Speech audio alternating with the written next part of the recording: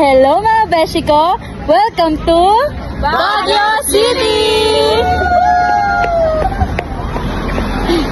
Magandang umaga sa inyong lahat mga beshi ko. For today's vlog mga besh, ito na nga po ang aming second day here in Baguio City. As you can see mga kumare, kakagising lang ng lola nyo. Kaya ayan, magliligpit na muna ako ng pinaghigaan ko bago tayo kumain. Tinupi ko lang yung kumot guys, kasi yung unan maayos naman po sa gilid. So ayun na nga guys, nagmumug lang ako saglit bago ako kumain. Ayan.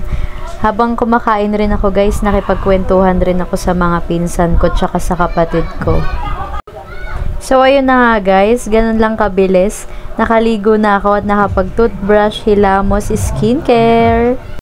So ayun na nga mga kumare ko, babalik ulit kami dun sa Baguio Breath. At ayan, kasama ko pa rin syempre ang aking family.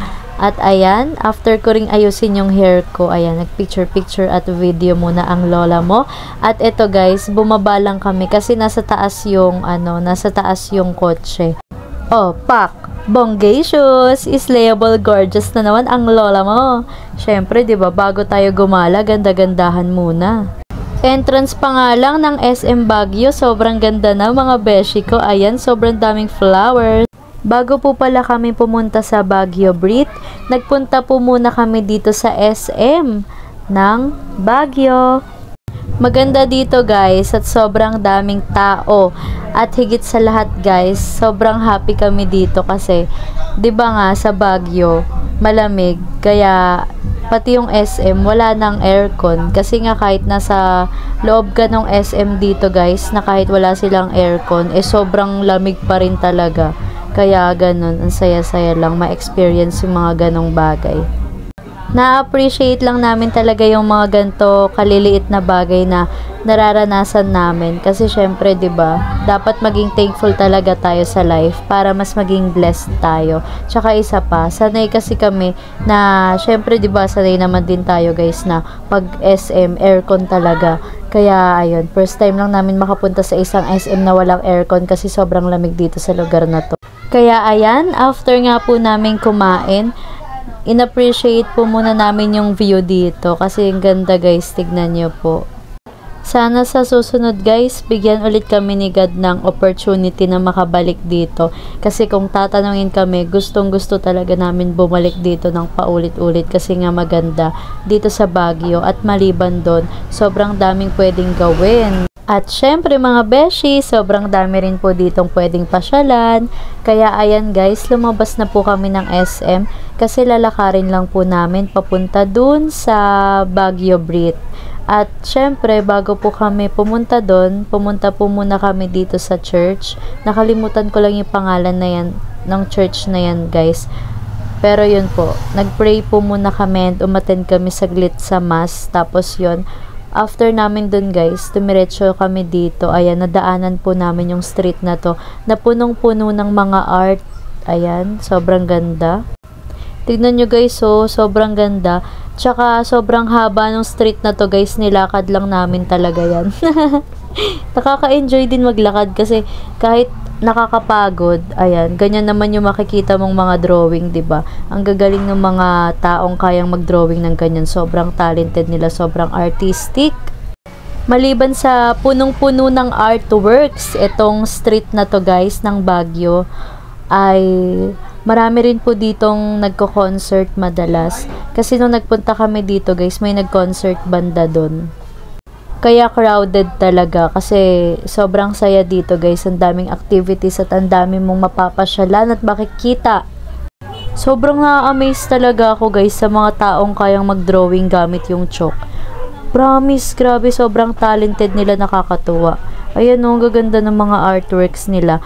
Tas guys, maliban po doon, dito rin po sa street na to, may iba't ibang Disney character or may mga iba't ibang cartoon character, mga ganon, mga anime na nagko-cosplay dito. Tas meron din pong mga mascot na lumilibot, ganon. Tas syempre natutuwa yung mga tao sa kanila. Kasama kami doon. Kakain muna kami ng french fries guys kasi napagod na kami maglakad. Kaya ayan, pwede naman maupo dyan. After namin magpahinga saglit guys, naglakad na po kami at nakarating na po kami dito ulit sa Baguio Brit. Ayan guys, sobrang ganda rin po dito kasi ayan, pwede ka rin dyan magbangka, magrerenta kayo dyan ng ng boat na gusto ninyo.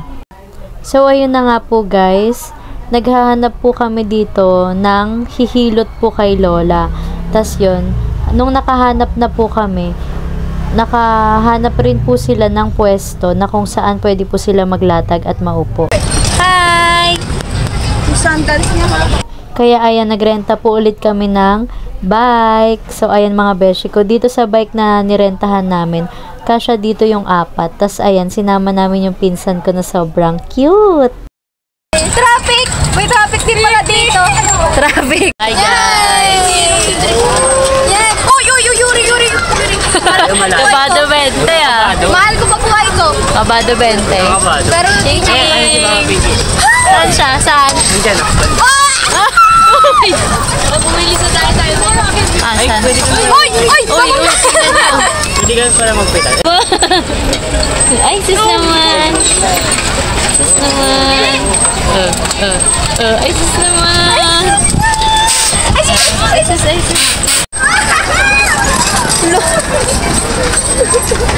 Napapaano siya eh. Dito naman guys, dalawa naman kami ng pinsan ko, nakatabi ko kanina, ang nag-drive. Tapos inangkas namin si Tita Jam, tsaka si Mami. Tapos kasama rin namin si Malia.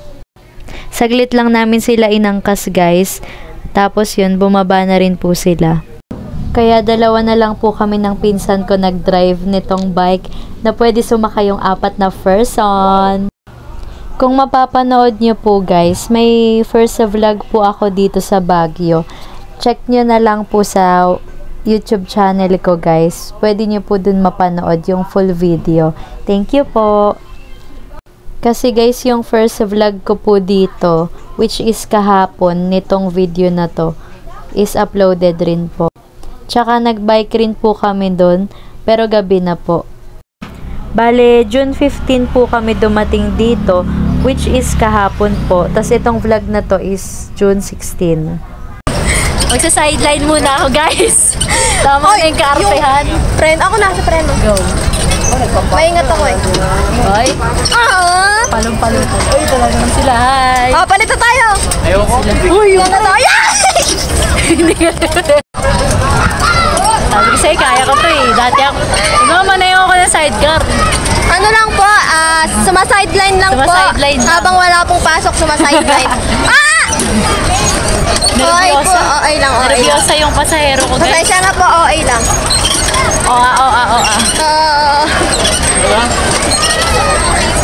Arurot ko to, ha? Arurot ko to. Arurot ko to. Pag ako lumusot dito. Wala na tayo sa linya. Skateboard sila. Uy! Ano ba siya? So, ayun na nga guys, nakasakay po ulit kami dun sa bike na nirentahan namin. Yung 4 na pwede sumakay. Tas yun, minamaneho ni Yuri tsaka ni Jigsy yung yung bike na to. Tapos kaming dalawa ulit ni April yung angkas nila. Sobrang dami ng tao dito guys. Nakaka-enjoy kasi ang dami naming nakakasama mag-bike kahit na hindi namin sila kilala. Pero may naging friend kami dyan. Kitang-kita yung fog dun, oh. Nung sila naman yung inangkas namin, bigla namang umulan mga beshi ko. Kaya ayan, dahan-dahan na lang ulit kami nagmamaneho. Lakas ng ulan! At dahil nga po napagod na po kami at umulan din kasi, kaya ayan, nagpahinga na lang muna po kami habang kumakain kami ng mangga.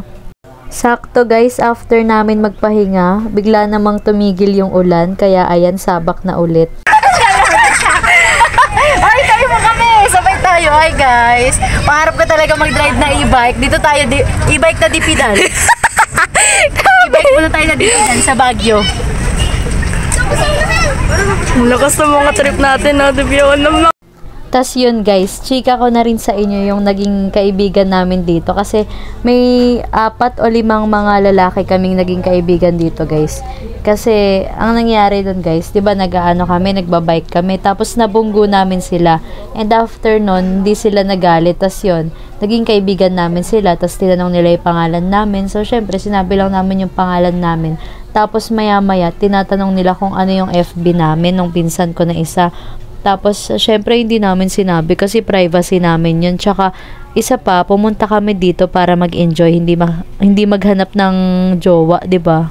Pero yun, mababait naman sila. Tapos, nakakasabay rin namin sila mag-bike-bike dyan. Tapos yun, nagpapalit-palit kami ng mga sasakyan na sinasakyan namin, ganun.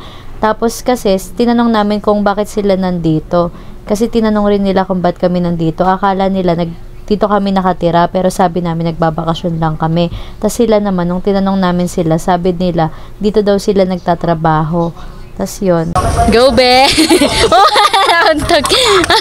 Wala lang akong video na kasama namin sila sa bike.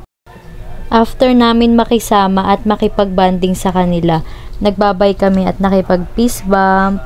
Syempre, di ba kailangan din natin makisama. At ayun na nga mga kumare ko, nakauwi na po kami, nakabalik na po kami dito. Wee! Alab si ate, love. Hinching! Bago kami matulog at magpahinga guys, kumain na muna po kami ng dinner dito po sa bahay. Yun lang guys. Thank you for watching. Stay safe. God bless you all. Mwah. Ciao!